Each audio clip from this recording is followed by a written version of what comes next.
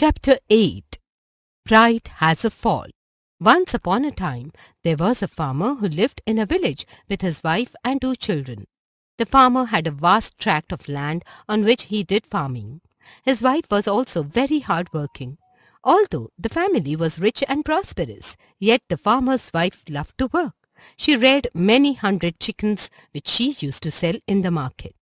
Each day the chickens went to the nearby fields and hunted insects, grains, and little green grass to eat. One of them among the flock of hundreds of chickens was the largest and strongest of all. He was the leader of them all and was called the king. He led the flock to new places to search for food. He could crow the loudest and no one dared to oppose him.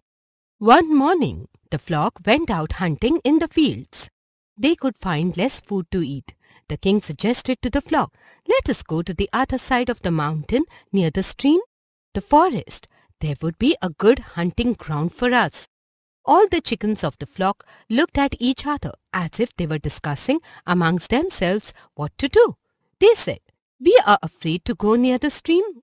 The forest there is full of wild animals and birds.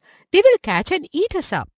The king said boastfully, "The cowards can stay back, but those who are brave at heart can come with me." There was complete silence. Suddenly there came a voice from the flock.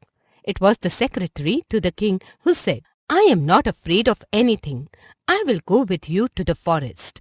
They both started their journey walking arrogantly, while the rest of the flock started searching for their food in the fields.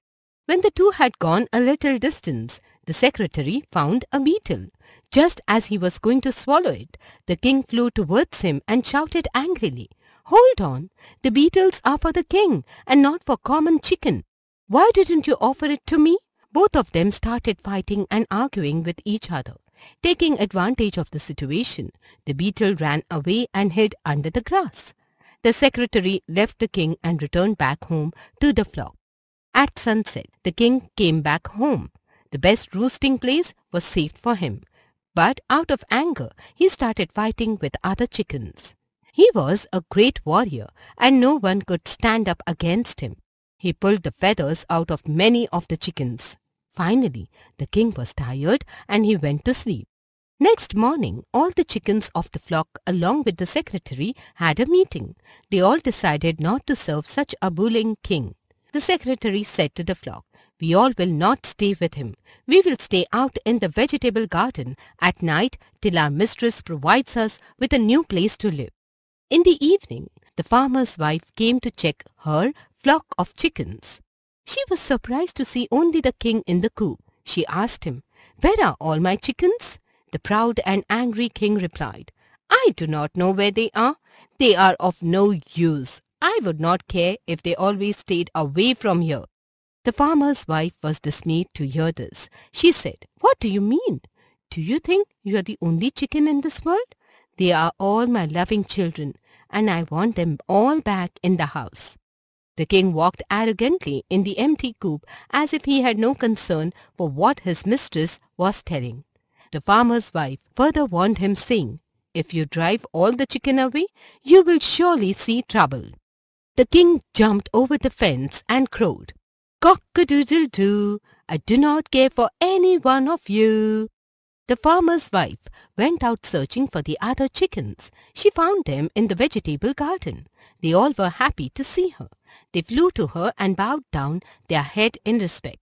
She took all of them to the coop. She again warned the king, "Now, you strong and stupid bird, do not try to act funny till tomorrow morning." Next morning she came to the coop. She asked the flock, "Why do you children stay out in the vegetable garden when I have given you a nice house to live in?" The secretary walked ahead and told her all about the trouble they had with the king. She said, "Now you must be friendly to each other. Come with me and I will settle the dispute between you all. We must have love and peace in the house."